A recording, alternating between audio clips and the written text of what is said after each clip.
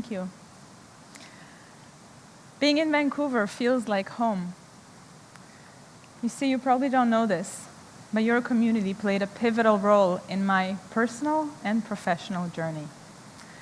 It very well may be that some of you sitting here today literally changed my life. I was born in the USSR, for those in the room who still remember it. I grew up in a typical Soviet Jewish family. And at that time, it basically meant that my grandparents spoke a funny language to my parents, so that I wouldn't understand, called Yiddish. And that a couple of times a year, we ate this strange dish called gefilte fish, a delicacy according to my babushka. But essentially, being Jewish for us was a secret to hide, a blemish, something to be ashamed of. In 1990, with the collapse of the Soviet Union, we made Aliyah to Israel. And a few years later, my parents separated, and my mother decided to immigrate to Canada and take me with her. So now, my recently divorced mother, a brilliant Russian-trained concert pianist, and I, a confused teenage girl who had just left her father, her grandparents, and entire family behind, found ourselves in yet another new country, right here in your beautiful city. At age 15, this was now my third country, third language, and eighth apartment. I was going to public school in East Vancouver, and my mother was working several jobs, struggling to make ends meet. To help her out, I found a job waiting tables at a nice cafe next to our home. On the weekends, my mom and I would go to English Bay, and we would collect cans and bottles and deposit them for some small cash. We would then buy ourselves a treat like ice cream or French fries. I remember feeling embarrassed, hoping I would not run into somebody that I knew from school. One day, we were shopping for clothes at a Salvation Army store, and we met an Israeli woman. And after hearing about our situations, she suggested that we go to the Jewish Federation. I remember the blank stare on my mother's face. "Trust me," the woman said, and scribbled an address on a piece of paper. "Go there. They will help you." So the next day, we took the bus from our home on Main and Broadway to 41st and Oak Street. I will never forget the day that we walked into the building of your community. We were greeted by Isabel, who had a warm smile and immediately made us feel welcomed. She let us pick out some clothes, and she handed us 2 big bags with food. I can't describe to you the excitement that I felt when I discovered a can of chocolate spread in one of the bags. It was a luxury my mom and I couldn't afford at the time. Little did I know what journey this can of chocolate spread would set me on. I remember walking home that day thinking to myself, how is it possible that there are people out there who don't even know me or my mom, and yet they choose to help us? That realization struck me. You showed me what it was to care Jewishly, and that laid the groundwork for my life as a Jewish professional. And for the past decade, I've had the honor to represent JDC, an organization that does this work in several countries around the world on behalf of Jewish federations of North America, on your behalf. So as I stand here before you today, humble and grateful, I'm feeling so overwhelmed with the enormous help that I got from you, I'd like to share with you 3 important lessons that I learned from you about the power of community that I see in my work today. The first is about dignity.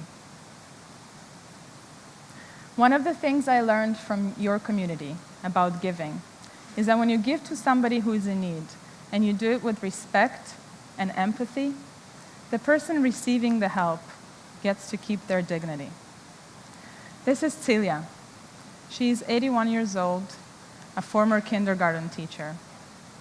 She lives in a remote town in Siberia where winters are some of the coldest on Earth. Living on just a few dollars a day, she would likely go hungry without the support that she receives from JDC and the global Jewish community. You were there for my mom and I when we needed it the most. And on that fateful day, you didn't just hand us some pasta, beans, and a can of chocolate spread and send us on our way. But you also opened the doors of your community to us. And you gave us free membership to your JCC, which I loved. And that included access to your swimming pool, which I visited as much as I could. I know it probably sounds like not a big thing to you, but for us new immigrants with no family and no social network, it meant a lot. It meant suddenly feeling included in a dignified way. It meant that I could participate in JCC programs and be just like the other kids. Celia doesn't just get material support. Her social worker comes to visit her regularly, being her friend and her connection to the world. She is one of more than 100,000 elderly Jews that we care for in the former Soviet Union through your support.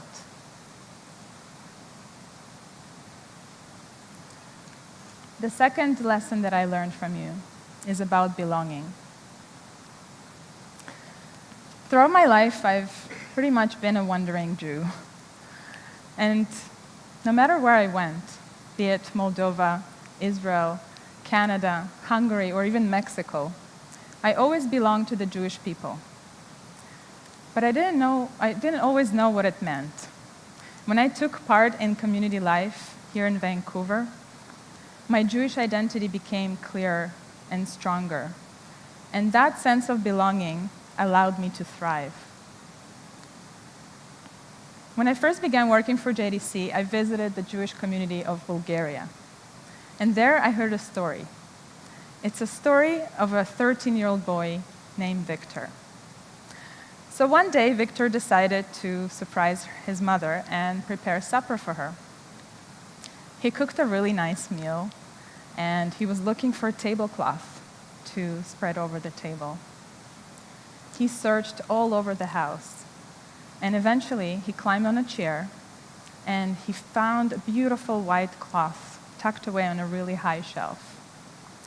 He spread it over the table, but all of a sudden he noticed that it had some long fringes on both sides.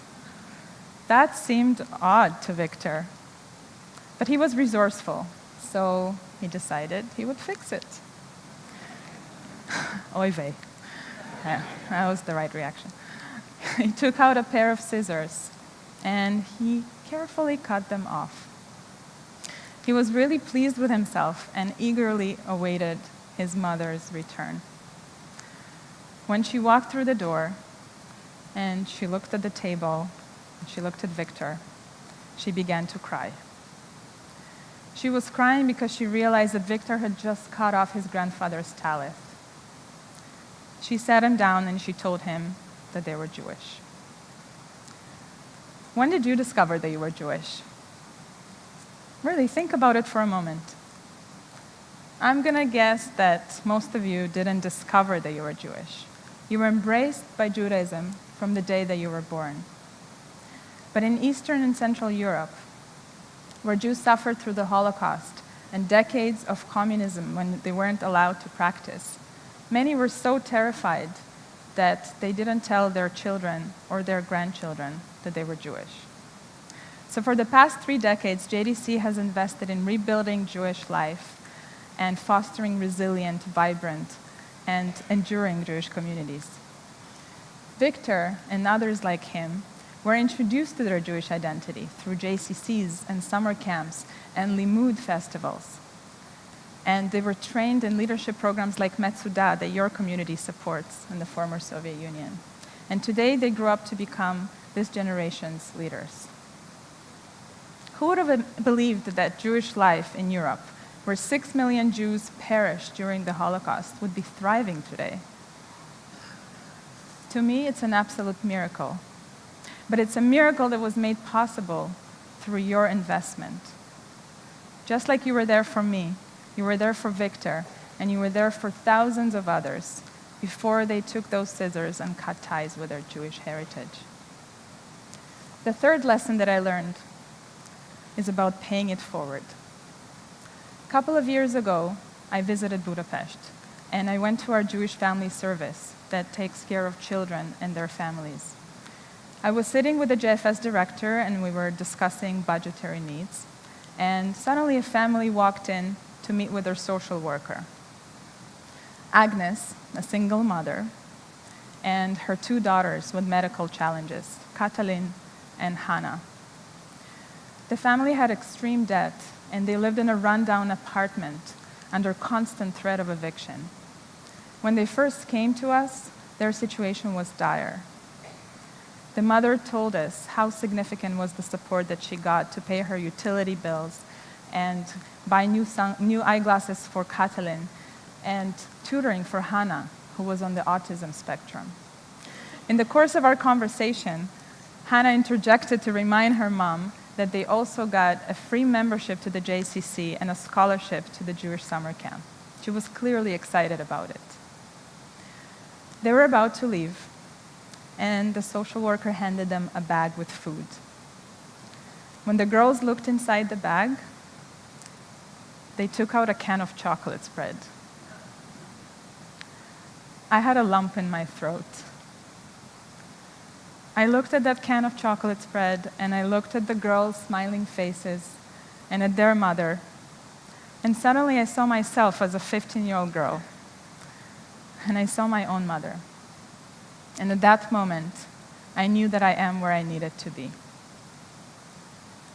Throughout our lives, we meet many people. We never know when one of these encounters may change someone's life. I'm pretty sure that when you're engaging with Federation, maybe even going to an event like this right now, changing someone's life is not necessarily what you have in mind. But here's the thing. This is exactly what you're doing. And the reason that I can say that is that I'm a product of your actions, of your giving, of your generosity. And this is the real power of community. We feed people. We give them a sense of dignity and belonging, and then we encourage others to do the same. 20 years ago, people in your community, maybe some of you sitting here today, made a 15-year-old girl feel welcomed and cared for. It catapulted her into a life journey that may have looked quite different without you. I can assure you that that girl, who's not so little anymore, but who still loves her chocolate spread, is doing her very best to try and give others the same feeling. Thank you. And Shana Tova. Thank you.